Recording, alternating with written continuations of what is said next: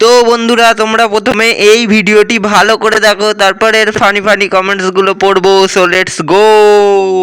তোমরা কি এরকম কাউকে জীবনেও দেখেছো যে এক্সাম দিতে যাওয়ার সময় get ready with me shoot করে? এবার আমার সেটাও দেখে নাও। আমি এটাই মনে করি যে রেডি তো আমাকে হতেই হবে, কেননা সেটা ক্যামেরা অন করে রেডি হয়নি, তাহলে আমার একটা কন্টেন্টও হয়ে যাবে আর তোমাদের একটা ভিডিও দেখারও শেষ হয়ে যাবে। কি মনে করেছো গেট রেডি উইথ মিতেই শেষ করবো? এরকম কিন্তু একদমই না। পরীক্ষা দিতে গিয়ে আমি ভ্লগ শুট করবো। হেভি ইন্টারেস্টিং হতে চলেছে গাইস। কি করছো? এখনো এসরাস লাইফস্টাইল ইউটিউব চ্যানেল ফলো করোনি? ফটাফট গিয়ে সাবস্ক্রাইব করো। আর কি কিভাবে রেডি হচ্ছে ওয়েবসাইটে স্মার্ট করে নিয়েছি। অনেকে অনেক কমেন্ট করবে যে পরীক্ষা দিতে যাওয়ার সময় এত সাজ কি সাজে ভাই, আর ভিডিওর মধ্যে সাজার কি আছে সেটাই আমি বুঝতে পারলাম না।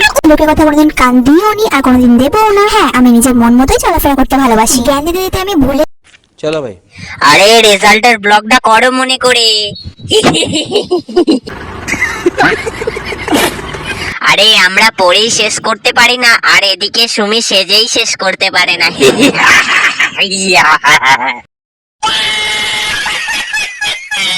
যে মৃত্যু ব্যক্তির বাড়ি যাওয়ার সময় রেডি হওয়ার ভিডিও দিতে পারে, সে সব কিছু করতে পারে।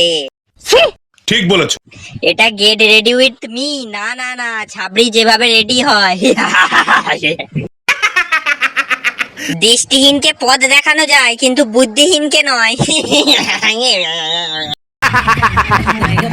দিদি, তুমি পটি করতে যাওয়ার সময় রেডি হবার ভিডিও দেবে।